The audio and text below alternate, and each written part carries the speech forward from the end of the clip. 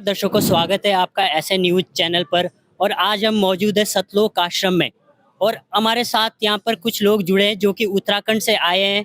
उसमें कुछ संत रामपाल महाराज के शिष्य हैं और कुछ आम व्यक्ति है जो उत्तराखंड से यहाँ पर सतलोक आश्रम में आए हैं। और आज इनके बीच जो है एक यहाँ पर एक चर्चा रखी गई है। चर्चा इसलिए है क्योंकि जो यहाँ पर व्यक्ति आए हैं उत्तराखंड से, इनके कुछ सवाल है संत रामपाल महाराज के शिष्यों से। अब ये सतलोक आश्रम में आ तो गए पर इनके कुछ डाउट जरूर है, इनके सवाल है। वो इन्होंने हमसे बताया कि आप लोग हमारी यहाँ पे एक चर्चा रखें क्यों, ताकि इनके जो सवालों का कुछ निष्कर्ष मिले। तो उस चर्चा की हम शुरुआत करते हैं यहाँ पर। और ये जो चर्चा है, क्योंकि उत्तराखंड को देवों की भूमि के नाम से जाना जाता है और उत्तराखंड में काफ़ी पौराणिक परंपराएं भी है, पूजाएं भी है, उसके आधार पर ये चर्चा होगी। क्योंकि संत रामपाल महाराज के शिष्य भी हमारे साथ मौजूद है इस चर्चा में। तो इनके जो भी सवाल है वो हम पहले जानने का प्रयास करेंगे और उसका जो जवाब है संत रामपाल के शिष्यों से क्या मिलेगा वो भी हम आपको दिखाएंगे वीडियो में। तो सबसे पहले हम आपसे जानना चाहेंगे, आपका नाम क्या है? मेरा नाम गौरव बड़थवाल है। आप लोगों के क्या सवाल है संत रामपाल महाराज के शिष्यों से? देखिए, मेरा सवाल तो ये है, देखिए उत्तराखंड नहीं होता तो सनातन नहीं होता, ठीक है। और देवी देवताओं का देवभूमि माना जाता है उत्तराखंड को, ठीक है ना। और देवी देवता हिंदू धर्म में ही है और जिनकी पूजा होती है, तो सनातन धर्म उत्तराखंड ही नहीं होता, सनातन नहीं होता, समझ लो। तो इनके जो गुरु जी हो देवी देवताओं की पूजा छुड़वाते हैं, तो हम इनसे जानना चाहते हैं कि छुड़वाते हैं। इसका जवाब कौन देना चाहेंगे आप में से? सर आप बताइए। सबसे पहले इनने पूछा है सनातन का, तो सनातन का जो पुनरुत्थान है, स्थापना संत रामपाल जी महाराज जी कर रहे हैं, जो शास्त्र अनुकूल साधना देकर। बाकी जहाँ तक देवी देवताओं की पूजा छुड़वाने की बात कर रहे हैं, ऐसा कुछ नहीं है। सब शास्त्रों के अनुसार जो मंत्र हैं वो शास्त्रों के अनुसार दे रहे हैं और देवी देवता कोई छुड़वाने वाली चीज नहीं है। आप संत रामपाल जी के सत्संग सुन सकते हो, उसमें ऐसा कुछ भी नहीं है छुड़वाने का जी। इन्होंने बोला है कि देवी देवता कोई छुड़ाने वाली बात नहीं है, तो आप क्या सवाल करना चाहते हैं? सर, जैसे तीर्थ जाते हैं, 4 तीर्थ हमारे हैं और 5वां बनने वाला है, अभी सरकार घोषित कर रही है। सरकार भी इस तरफ प्रोत्साहित कर रही है लोगों को कि भाई हमारा धर्म बढ़े, हिंदू धर्म। जो हमारे जो तीर्थ है उसमें जाने के लिए भी जो आप लोगों के भक्त है संत रामपाल जी महाराज के, वो बोलते हैं कि भाई इसमें कोई फ़ायदा नहीं है, कोई लाभ नहीं है जाके। तो ये परंपरा तो पहले से चली आती जा रही है, तो कैसे नहीं है फायदा? पहले से फायदा हम लोगों को मिल रहा है, तो आप कैसे कह सकते हैं कि फायदा नहीं है कोई? सनातन तो बहुत पुराना है मेरे भाई, आज का थोड़ी ना का। संत रामपाल जी महाराज तो अभी आए, सनातन तो बहुत पुराना है। कि तीर्थ जाने से मना कर रहे हैं ये लोग कि भाई तीर्थ जाने का कोई फायदा नहीं है, कैसे बता सकते हैं? तीर्थ का सवाल तो सर कौन बताना चाहेंगे इसका जवाब? सर आप बताइए। सर, कबीर साहब की वाणी में तीर्थ के बारे में लिखा गया, तीर्थ गए एक फल, संत मिले फल चार, और सतगुरु मिले तो अनेक फल, कहे कबीर विचार। तो तीर्थ जाने से केवल एक लाभ मिलता है कि जो वहाँ घर से जाते हैं और वहाँ पर जो दान पुण्य करते हैं उसका उन्हें वो फल मिलता है, बाकी कोई फल नहीं मिलता उससे।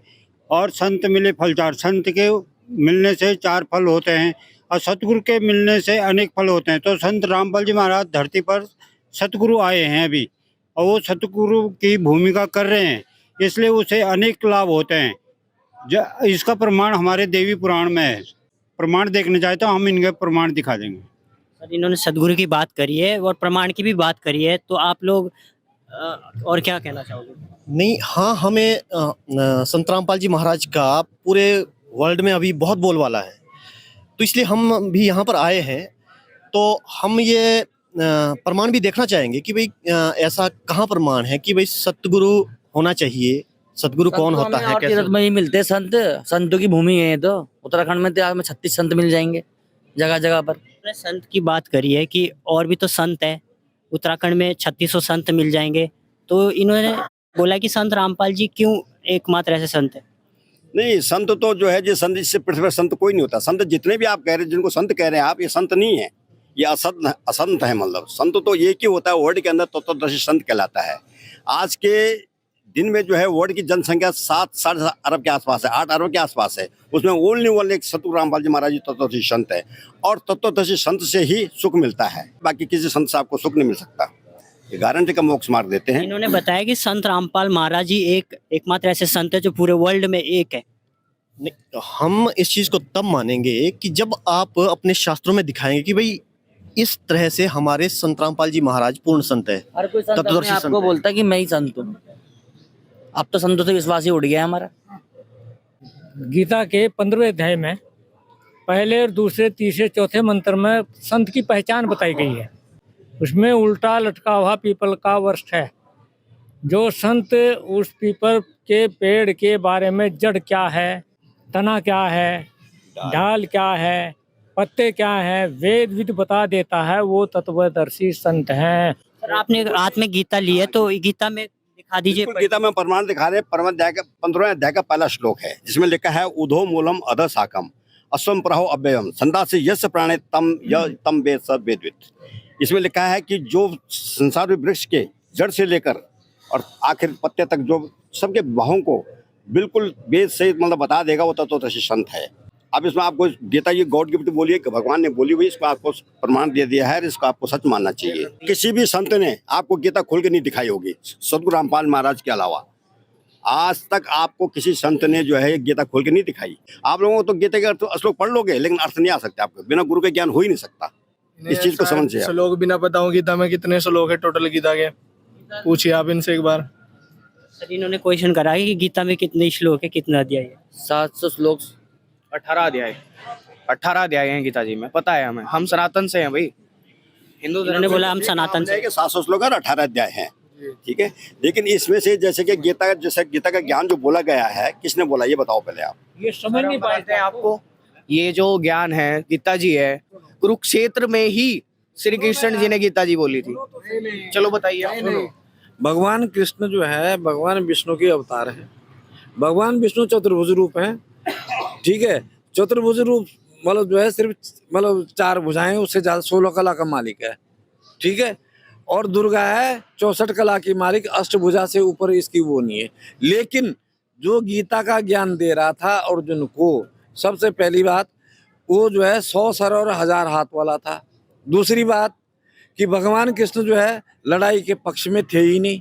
जब अर्जुन ने गांडीव नीचे छोड़ा तो वो उसको जो गीता का ज्ञान दे रहा है उसको उकसा रहा है और उसको फायदा और नुकसान भी बता रहा है कि अगर तू युद्ध करता है तू क्या मारेगा, ये तो पहले ही मरे हुए हैं, तेरे मेरे बहुत सारे जन्म हो चुके हैं और मैं अभी अभी उभरा हुआ काल हूँ और तेरे दोनों हाथों में लड्डू हैं।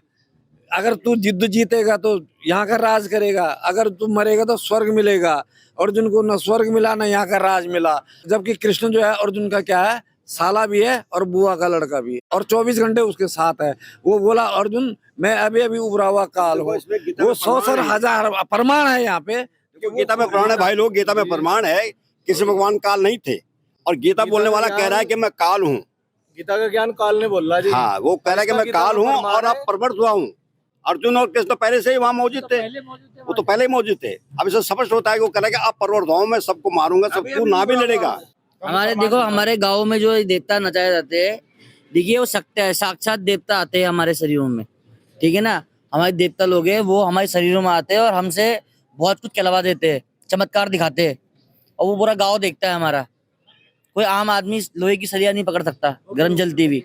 चमत्कार की यहाँ पर बात हुई है कि इनके गांव में सर आप जिस शरीर का इस्तेमाल वो देवता कर रहा है, उसी प्रकार से कृष्ण के शरीर का जो है इस्तेमाल किसने किया है, उस ब्रह्म ने किया है। वो ब्रह्म था गीता का ज्ञान देने वाला, जिसके 100 सर और 1000 हाथ थे।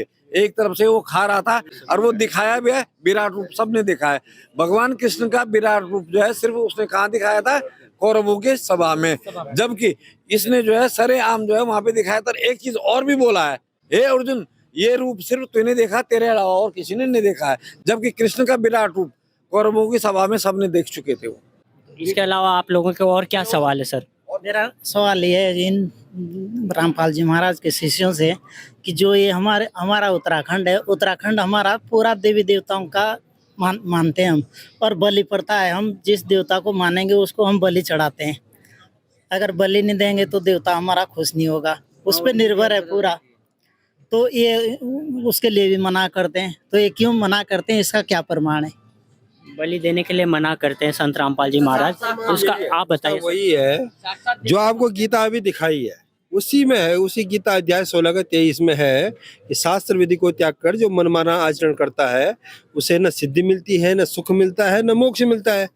अब जो ये बलि प्रथा ये तो शास्त्र विधि को त्याग कर मनमाना आचरण है। तो अर्जुन ने बोला मेरे को क्या करना है भाई, तो उसने बोला अर्जुन तेरे लिए शास्त्रीय प्रमाण है, इसलिए आपके लिए भी ये शास्त्रीय प्रमाण है, इसमें जो लिखा होगा वो सच होगा। और इसमें कहीं बलि प्रथा का नहीं लिखा हुआ है कि बलि प्रथा करनी चाहिए, तो कहीं ना कहीं गलत है। हम इसका प्रमाण देखेंगे तभी मानेंगे। इनको प्रमाण दिखाइए सर। ये गीता के 16 अध्याय का 23 श्लोक में लिखा है कि जो मन माना आचरण करता है ना उसको किसी प्रकार की सिद्धि नहीं है, किसी प्रकार का सुख नहीं है, ना उसकी कोई परम गति होती है। इसमें लिखा है जो पुरुष शास्त्र विधि को त्याग कर अपनी इच्छा से मनमाना आचरण करता है वह न सिद्धि को प्राप्त होता है, न परम गति को, न सुख को ही। मतलब ये मनमाना आचरण करे, बलि प्रथा का गीता में कोई भी उल्लेख नहीं है, ये शास्त्र विधि है। आप जी जो है हमारी जो पूजा है उसे आप मतलब वेदों के विरुद्ध नहीं बता सकते, शास्त्र विरुद्ध नहीं बता सकते। हमारी जो आज से चल रही है, देखो ये बहुत पहले से चल रही है। गीता को आप लोग मानते हो? गीता को हम मानते हैं। अगर इसमें ऐसा प्रमाण है हम घर में पढ़ के ना इसको फिर हम मानेंगे कि भाई हाँ इसमें सही वाकई ऐसा है। देखेंगे, हम भी पढ़ेंगे इसको। अगर हमने इसके अलावा और सवाल बताइए आप, क्या है आपके संत रामपाल महाराज के शिष्यों से? हमारे सवाल ये है संत रामपाल जी महाराज से कि ये भक्ति की बात करते हैं कि ऐसे करो भक्ति, ऐसे शास्त्र से भक्ति, कैसे कौन सी भक्ति करें, किस तरह से भक्ति करें, क्या ये मूर्ति पूजा करना छोड़ दें हम, ये पारंपरिक चीजें। ये हमारा क्वेश्चन है कि ये बताओ कि कैसे करें भक्ति। उसकी मूर्ति बना के हम उसकी पूजा कर रहे हैं तो हमें पता होता है कि हम शिव जी की पूजा कर रहे हैं, क्योंकि मूर्ति की पूजा तो पता चलेगा ना कि हम उस चीज की पूजा कर, जैसे शिव जी की। और तो इसके भाई को जानते हैं हम, ये भैया का नाम अनमोल नाम है इनका। अब इनकी हम शक्ल देख रहे हैं तब तो हम जान पहचान रहे ना हम। हम जब शक्ल ही नहीं देख पाएंगे तो कैसे पूजा करेंगे?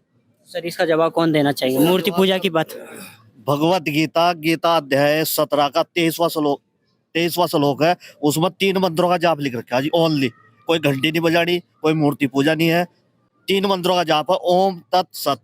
और ओम क्लियर कर दिया, तत् और सत ये कोड वर्ड में है, तत्वदर्शी संत बताता जी उसको। किसी आज तक किसी भी संत ने और नहीं बताया वो चीज। ओम मंत्र का जाप करते हैं, ओम मंत्र का जाप करते हैं।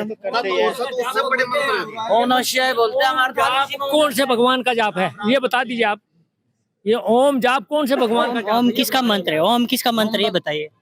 महाकाल हमारे ओम देखो जिसके आगे भी ओम लगाते हैं, चाहे शिव जी है तो ओम नमः शिवाय बोलते हैं, ओम नमः वासुदेवाय बोलते हैं, किसी भी देवता के मंत्र के आगे हम ओम लगाते हैं। तारणहार मंत्र, तो ये मंत्र सभी देवताओं का है, सभी भगवान का एक मंत्र ओम ही है। हम गलत कह रहे हैं कि सर, आप बताइए। सब देवताओं पे लगता है। ओम मंत्र सिर्फ काल भगवान का है, उसने 8वें अध्याय के 13वें श्लोक में स्पष्ट किया है, ओम इति एकाक्षरम ब्रह्म व्यान महाश्रम ये प्रतीतजम स्याति परमाम गतिम।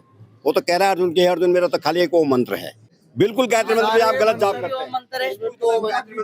उसमें भी तो ओम मंत्र है, गायत्री मंत्र में। सुनो एक मिनट सुनो। सबसे पहली बात तो जो आप गायत्री मंत्र बोल रहे हैं उसमें सिर्फ भगवान की महिमा है, वो कोई मंत्र नहीं है। पहले आप क्लियर वो कर लेना। अगर आपको इसका आप प्रार्थना है वो, और जैसे कि मतलब किसी आदमी का नाम जो है गौरव है, ठीक है, तो वो ये गौरव जो है ड्राइविंग भी जानता है, ये बिजली का काम भी जानता ही है। तो ऐसी ही उस भगवान की जो है महिमा बताई गई है उस मंत्र में कि दिव्य आकाश में रहता है, वहां से जो है गति करके आता है, इतना मतलब तेजोमय प्रकाश है, और वो यहाँ सरल रूप करके अपने भक्तों को वो करता है। पहली बात, अगर उसके आगे ओम लगा दिया, ये सबसे पहली बात आपको उस गायत्री मंत्र को देखना है। यजुर्वेद अध्याय 36 के मंत्र नंबर 3 को पढ़ना, आपको सब क्लियर हो जाएगा। ओम नहीं मिलेगा, ओम नहीं मिलेगा, वहाँ पे ओम नहीं मिलेगा। ये ओम बाद में मिलावट कर दी गई है। अगर आपने ओम कर दिया तो इसका मतलब जो है वो ओम मंत्र है सिर्फ किसका? ब्रह्म का। देखो किस मंत्र को जाप करते हुए सदिया। इसमें आपको एक बात और बता देते हैं कि परमात्मा के बनाए हुए मंत्र में आप छेड़खानी करोगे तो मंत्र खंडित हो जाता है। कोई बिल्कुल गलत। देखिए ये प्रमाण की बात कर रहे हैं, यानी कि आपको प्रमाण तो देखना पड़ेगा ना। ओम के सिवाय कोई मंत्र है? गीता में है, वेदों में है, ओम ही है ना एक, तो वो एक भगवान का मंत्र है। अब जिसके आगे हम उसको लगा लेते हैं वो भगवान का मंत्र बन जाता है। आप ये नहीं बता सकते कि भाई ओम से उसका भगवान का जो अस्तित्व कम हो जाता है, ऐसा कैसे बता सकते हैं आप? एक ही तो ओम भगवान का मंत्र है, एक मंत्र है ओम का। आपको सिर्फ बताया ना ओम मंत्र ब्रह्म का है, अब आप किस भगवान की बात कर रहे हो? आप कहो सारे में लगा देते हैं। अब कितने भगवान है? अध्याय 13 में स्पष्ट करा कि मेरा ओम मंत्र है, आप इसको किसी भी देवता के आगे क्यों लगाते हो? देखो 33 करोड़ देवी देवताओं का देखो आप जो कह रहे हो कि वो मंत्र हर देवता के आगे, हर भगवान के आगे लगा देते हो, नहीं। देखो जब गीता भगवान द्वारा बोली गई है जिसमें स्पष्ट लिख रहा है कि भाई मेरा तो काल भगवान कह रहा है, ब्रह्म कह रहा है, मेरा वो मंत्र है, तो बातें खत्म हो जाती है। फिर आप इसको हर देवता के आगे नहीं लगा सकते। जो दूसरा भगवान है, ओम से ऊपर, ब्रह्म से ऊपर भगवान है, उसका क्या मंत्र है? उसका मंत्र बताओ फिर। हमारे नॉलेज में तो एक ही ये ओम है, ठीक है, और ओम ही हर जगह लगता है, उसको ही हम भगवान मानते हैं। क्या गीता में कोई और मंत्रों का उल्लेख कैसे? ओम तत् सत ये मंत्र है। ओम मंत्र ब्रह्म का है, तत्पर ब्रह्म का है, और सत परम अक्षर। प्रमाण दिखा दीजिए। प्रमाण दिखाएंगे। गीता अध्याय 17 के 23 में प्रमाण है जी। यहाँ पे जो है स्पष्ट लिखा हुआ है, ओम तत्सत इति निषे ब्रह्मण त्रिविध स्मृते ब्राह्मण तेन वेदा इगा च बेहता परा। इसमें स्पष्ट लिखा है कि वो करेंगे उस परमेश्वर को पाने का तीन अक्षर का मंत्र ओम तत्सत। ओम तो आप सब जानते हैं, लेकिन तत् और सत की डेफिनेशन इस पृथ्वी पर सदगुरु रामपाल जी महाराज के अलावा कोई नहीं जानता। ओम तो सब जानते हैं, आप भी जानते हैं, हम भी जानते हैं, सब जानते हैं। तत्व और सत ये गुप्त है, ये कोड वर्ड है जिनके बारे में कोई नहीं जानता। सदगुरु रामपाल जी महाराज का खुलासा करते हैं और उसकी विधि को बताते हैं। गीता के 4 अध्याय के 34 श्लोक में वहाँ पर जो है स्पेशल लिखा है कि आप तत्वदर्शी संत की शरण में जाओ और उन्हें दंडवत प्रणाम करो, और जिस प्रकार से भक्ति विधि बताते हैं उस प्रकार से भक्ति करने से जो है आदमी पूर्ण सुखी हो जाता है। तो हमें जो है वहाँ पर जो है संत रामपाल जी महाराज के शरण में जाके जो है हमें नाम दीक्षा लेनी चाहिए। वो जिस प्रकार भक्ति विधि बताएंगे उस प्रकार से हमारी भक्ति करने से जो है हम सर्वसुखी हो सकते हैं। आज संत रामपाल जी महाराज के कई भगत जो हैं उनको कई प्रकार की प्रॉब्लम थी और वो सब सुखी हो चुके हैं। आप देख ही रहे हैं अपने सामने, इतने लोग यहाँ आ रहे हैं और अपना कल्याण करा रहे हैं। सर मेरा एक सवाल है सर, ये संत रामपाल जी महाराज के शिष्य व्रत छिटवाते हैं, उनका कहीं आप गीता के अंदर हमें वो दिखाएं, अनुवाद दिखाएं। हाँ व्रत के बारे में बात आई है सर, तो व्रत के बारे में कहीं गीता में लिखा हुआ है? ये गीता अध्याय के 6वें अध्याय का 16 श्लोक है। हे अर्जुन, ये योग न तो बहुत खाने वाले का और न बिल्कुल न खाने वाले का, तथा न बहुत अधिक सहन करने वाले का और न बिल्कुल उसका सोने वाले का और न ज्यादा जागने वाले का है। तो इस तरह से गीता ने तो मना किया हुआ है। शास्त्र विरुद्ध साधना कर रहे हैं जी। गीता जी में साफ मना करा हुआ है कि व्रत रखना, वो साफ मना करा हुआ है और इसका कोई फायदा नहीं है। इन्होंने आपको प्रमाण दिखाया। मतलब उत्तराखंड में रहने के बाद भी अभी तक अंधेरे में थे क्या? इसका मतलब तो यही है सर, ये बिल्कुल अंधेरे में थे। जो इनके गुरु थे, धर्म गुरु थे, उन्होंने इन्हें झूठी जानकारी दी, इनसे पैसे अंठे, इन्हें सही जानकारी नहीं दी जो गीता का असली ज्ञान था। असली ज्ञान हमारे सदगुरु संत रामपाल जी महाराज दे रहे हैं। देखो ऐसा है भाइयों, आज से पहले जो हमारे पूर्वज, आप लोग सब पढ़ी लिखी जनरेशन है, ठीक है, आप जो है ग्रंथों को खोल के टटोल के देख लो जो आपको बताया जा रहा है। फीडबैक हम यहाँ पे जो है जो आपको प्रमाण दे रहे हैं, ये भी बता रहे हैं कि कौन से ग्रंथ के कौन से अध्याय में आपको ये प्रमाण मिलेगा।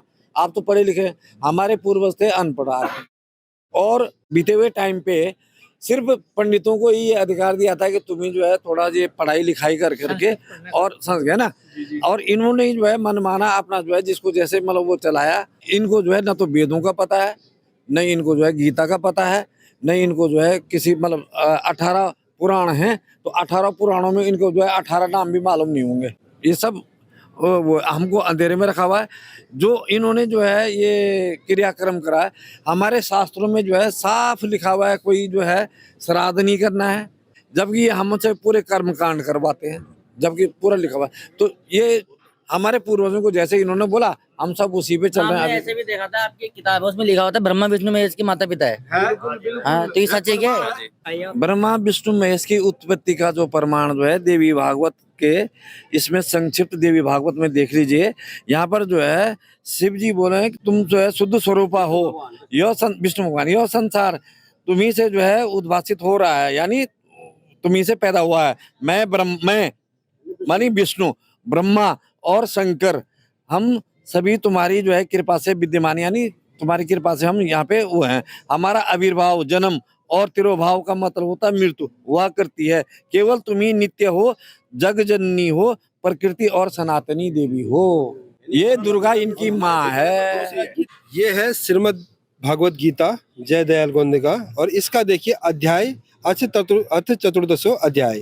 तो इसका अध्याय चतुर्दश 10 अध्याय का श्लोक 3 देखिए, ठीक है, कि हे अर्जुन, क्लियर है, मेरी महत ब्रह्मरूप मूल प्रकृति संपूर्ण भूतों की योनि है, अर्थात गर्भाधान का स्थान है, क्लियर है, और मैं उस योनि में चेतन समुदाय गर्भ को स्थापन करता हूँ। कौन कह रहा है स्थापन? कौन? किसने बोला? ब्रह्म, जो क्लियर हो चुका है काल, ठीक है। और उस जड़ चेतन के संयोग से सब भूतों की उत्पत्ति होती है, जितने भी भूत है ये वहां से उत्पन्न है। क्लियर हो गया? प्रकृति जो अभी आया उसमें भी आया कि प्रकृति में बोला प्रकृति और सनातनी देवी हो, वो क्लियर है, प्रकृति सनातनी। और कौन है उत्पन्न करने वाली? प्रकृति, ठीक है। और उनको उत्पन्न करने वाला बीज स्थापन करने वाला कौन है? ब्रह्म। तो क्लियर हुआ, ब्रह्मा विष्णु महेश का जो उत्पत्ति करता है वो ब्रह्म और माता, हाँ, और वो है प्रकृति सनातनी। एक चीज और, जब आप देवी दुर्गा की साधना करते हो तो उसमें आप चूड़ी चढ़ाते हो, सिंदूर चढ़ाते हो, ये किसकी पहचान है? एक सुहागन स्त्री की। अब सुहागन है तो उसका पति भी होगा, मानते हो इस बात को? पति भी होगा ना। तो ये क्लियर हो चुका है शास्त्रों से कि पति है, जो उसने बोला मैं गुप्त रूप से रहता हूँ, और उसका नाम काल है। और कोई आपके मन में सवाल है इनके? तो क्या हमारे 4 धाम है, जो केदारनाथ, बद्रीनाथ, मतलब इन सब धामों में जो हम जाते हैं तो ये भी छोड़ना पड़ेगा क्या फिर हमें? यहाँ पर इतनी लंबी लंबी भीड़ लगती है। वहाँ पे हम ही नहीं, वहाँ से विदेशों से भी लोग आते हैं, हमारे भारतवर्ष से ही नहीं विदेशों से लोग आ रहे हैं वहाँ। और ये और इनके संत रामपाल जी महाराज कह रहे हैं कि ये गलत है। चमत्कार देख रहे हो तभी तो वहाँ पे जाने वो मतलब कुछ ना कुछ लाभ होगा, तभी तो विदेश से भी आ रहे हैं। विदेश का लोग मतलब आजकल एजुकेटेड पर्सन है, वो बेवकूफ थोड़ा ही ना, वो विदेश से आ रहा है, इतनी दूर चल के 500-600 किलोमीटर चल के आ रहा है वो, और ये कह रहे हैं कि ये सब गलत है। हमें प्रमाण दिखाओ इस चीज का कि ये गलत कैसे। देखो जैसे केदारनाथ की बात कर रहे हैं, केदारनाथ में लाखों लोग आ रहे हैं, ठीक है, लेकिन आपको केदारनाथ की उत्पत्ति का पता है? नहीं पता है। केदारनाथ क्यों प्रसिद्ध है? पांडवों का मोक्ष नहीं हुआ, जब उन पे भाई हत्या, उनके ताऊ हत्या, सगे संबंधियों की हत्या का दोष लग गया, तो उनको बोला कि क्योंकि उन पर कोढ़ हो गया, बोला तो आप शिव जी की पूजा करो। शिव जी ने बोला मैं दर्शन नहीं दूंगा। तो घूमते जाते उनको केदारनाथ में पकड़ा था, जहाँ पे उन्होंने भैंस का रूप बनाया था, और जो भैंस का पीछे का पार्ट है वो पूरा वहाँ पे, हाँ, वहाँ पे भीम ने वो पकड़ लिया था, हाँ, और बाजू चली गई थी तुंगनाथ में, ठीक है, और सिर पहुंच गया था पशुपतिनाथ। ये आपको इतना ज्ञान होगा नहीं, क्योंकि हमें तो जो शास्त्र खोल के दिखाए इससे पता लग रहा है ये सारी चीजें। मुंह पहुंच गया पशुपतिनाथ में, इससे पशुपतिनाथ पर आप पशुपतिनाथ भी जाते हो, लेकिन वहां सिर्फ उस भैंस का सिर्फ मुंह पहुंचा है, ठीक है। तो कहने का मतलब जो भी धाम तीर्थ में जाते हैं तो तीर्थ धाम वहां पे होता है जहाँ पे आपको मोक्ष की बातें हो, आपका ये जन्म मृत्यु का बंधन वो कटे, और वो होगा तत्वदर्शी संत की शरण में। जैसे इन्होंने बताया गीता अध्याय 4 के 34 में बताया गया है, 7 शरणों को साधना करो, भाई यही है फाइनल। भैंस का भी वो भी पीछे वाला हिस्सा है, तभी तो हमारे जो 4 धाम बने तभी तो बने हैं ये। लोग पूछ रहे हैं उन चीजों को, उन्हें दर्शन दिए, भैंस के रूप में दिए दर्शन, तभी तो बोलते हैं हम भगवान ने वहाँ दर्शन दिए। तो सर इसके बारे में क्या बोलते? देखो भगवान ने वहाँ पे दर्शन नहीं दिए। देखो अगर भगवान दर्शन देता तो अपने रूप में देता। सबसे पहली बात वो तो गोबर क्योंकि उसको भी पता है, तो गोबर पेशाब का हिस्सा पूजा जा रहा है, वो भगवान थोड़ा ही हो गए, वो तो भैंसे का पिछला हिस्सा पूछ रहे हैं। गलत बात नहीं। देखो ऐसे नहीं बोल सकते। आपने जो प्रमाण दिए उससे हम संतुष्ट हैं, लेकिन हम इसको घर में पढ़ेंगे, समझेंगे, तब जाके आपकी बातों पर हम विश्वास करेंगे। दूसरा क्या है कि जो उत्तराखंड है वो देवभूमि है। हमारे को लग रहा है कि भाई अगर देवी देवता को नहीं पूजा जाए, कहाँ जाएंगे ये लोग? देवी देवता कहाँ जाएंगे? और देवभूमि कौन बोलेगा हमारे उत्तराखंड को? एक तरफ से सरकार भी इस तरफ प्रोत्साहन कर रही है, 5वां धाम बना रहे हैं हनोल को, और 4 धाम पहले से हैं। तो हमारे को ऐसा अचंबा लग रहा है कि भाई फिर ये उत्तराखंड देवभूमि कैसे रहेगा? ये आप तो फिर ऐसा पता नहीं कितने धाम बना दोगे उत्तराखंड में। सर आप जहाँ तक देवी देवताओं की बात कर रहे हैं, हमारे गीता में प्रमाण है कि गीता के अध्याय 9 श्लोक 25 में लिखा है कि यान्ति देवता देवयानि पितृयान्ति च पितृवता भूतानि भूतेजा मदोचित अभिमान। माने देवताओं को पूजने वाले देवताओं को प्राप्त होते हैं, और भूतों को पूजने वाले भूतों को प्राप्त होते हैं, और पितरों को पूजने वाले पितरों को प्राप्त होते हैं, और ब्रह्म कह रहा है कि मेरे को पूजने वाले मुझे प्राप्त होते हैं। और हम क्या करें? हमें तो देवी देवताओं के मंत्र जाप करने चाहिए, और हम उनकी मूर्ति पूजा कर रहे हैं। और मूर्ति के बारे में कबीर साहब की वाणी में है कि पीतल का ही थाल है, पीतल का लोटा, जड़ मूर्त को पूजते आवेगा टोटा। तो हम तो टोटे में भक्ति कर रहे हैं। दूसरा नंबर बात, उसमें जो है उसमें लिखा है कि तीरथ कर कर जग मुआ, ओढ़े पानी न्याय, और राम नाम जपा नहीं काल घसीटे जाए। तो हमको काल की फंद में जा रहे हैं और हम लाभ की बात कर रहे हैं यहाँ पर। और जो है तीर्थों के लिए जो है, तीर्थ में जाके हम मूर्ति पूजा करते हैं वहाँ पर। हम कोई जो है और लिंग में पानी डालने जाते हैं वहाँ पर। जो है सबसे बड़ा तीर्थ के बारे में जो है हमारे देवी पुराण में 6 स्कंद के 10वें अध्याय पृष्ठ 170 पर लिखा है कि सबसे बड़ा तीर्थ जो है चित्त शुद्ध तीर्थ होता है, जो कि तत्वदर्शी संतों का सत्संग होता है। और ये तत्वदर्शी संत रामपाल जी महाराज आए हैं। और सबसे बड़ा तीर्थ जो है यहाँ पर अभी जहाँ पर संत रामपाल जी महाराज हैं और उनके आश्रमों में वो चीज़ हो रही है। और इसका यदि आपको प्रमाण चाहिए तो हम आपको प्रमाण दिखा देंगे देवी भागवत पुराण का। सर इसके अलावा आपके मन में कुछ और सवाल है तो जरूर बताइए। देखिए जैसे ये बता रहे हैं, अगर ऐसा हुआ तो हम भी इनके साथ जुड़ेंगे। अगर ऐसा हमें नहीं मिला तो फिर एक्शन लिया जाए। युवा पढ़ा लिखा है, वो देख के पता लगा लेगा कि क्या सच है क्या गलत है। बस अभी जो हम उसमें देखे, इंटरनेट में देखते हैं, संत रामपाल जी महाराज का जो ज्ञान है हर एक इंसान देख रहा है, हर एक इंसान समझ रहा है। आप लोगों ने भी देखा है? वही देख के आ रखे हैं। ये वही देख के हम यहाँ आए हैं। तो संत रामपाल जी के भक्तों ने जो हमारे को प्रमाण दिखाए हैं उसको हम घर में जाके देखेंगे, पढ़ेंगे, समझेंगे, उसके बाद हम विचार करेंगे। जो मेन चीज ये है, जो सनातन, जो हमारा पहला भी प्रश्न था कि सनातन की पुनरुत्थान संत रामपाल जी महाराज जी कर रहे हैं। शास्त्रों का इसमें प्रमाण है। जैसा आपने बोला कि हम देखेंगे, मानेंगे, सारा चीज शास्त्रों में लिखित है। वेद वाला वेद उपलब्ध है मार्केट में, गीता उपलब्ध है मार्केट में। और कुल्लू के लिए आपको संत रामपाल जी महाराज जी की पुस्तक ज्ञान गंगा मिल जाएगी। उसमें आपको एक एक चीज आपको लिखित मिलेगी कि गीता के कौन से अध्याय में क्या है, सारा आपको क्लियर मिल जाएगा। आप उसको मिलान करें। और हमारा जो मकसद है, हम भी वहीं से निकले हैं जहाँ से आप आए हैं। हम भी वही पूजाएं पहले करते थे, बिना ज्ञान के, बिना गुरु के। आज क्लियर हो गया कि तत्वदर्शी संत रामपाल जी महाराज है, उनकी शरण में जाने से ही इस जन्म मृत्यु का जो बंधन है वो कर सकता है, अर्थात मोक्ष हो सकता है। तो आप भी इस ज्ञान गंगा पुस्तक को पढ़ें और हमारे सत्संग में आते हैं साधना चैनल पर शाम 7:30 बजे। हमारे जो यूट्यूब चैनल है फैक्टफुल डिबेट, सनातनी पूजा के पतन की कहानी भाग 1, 2, 3, 4, 5 उसमें सारी उपलब्ध है, सारी उपलब्ध है। अगर इसमें कुछ गलत होता उसमें तो क्लियर बता देगा। रामचरितमानस का उसमें क्लियर है, हर चीज का क्लियर है उसमें सारा। अगर कुछ गलत होता तो आज तक तो मांगते प्रमाण, लेकिन कोई नहीं मांग रहा है क्योंकि सबने देख लिया है। दांतों तले उंगली, जो बुद्धिमान है वो तो दांतों तले उंगली दबा रहा है कि वाकई में जो चीज है ये सारे लिखित है।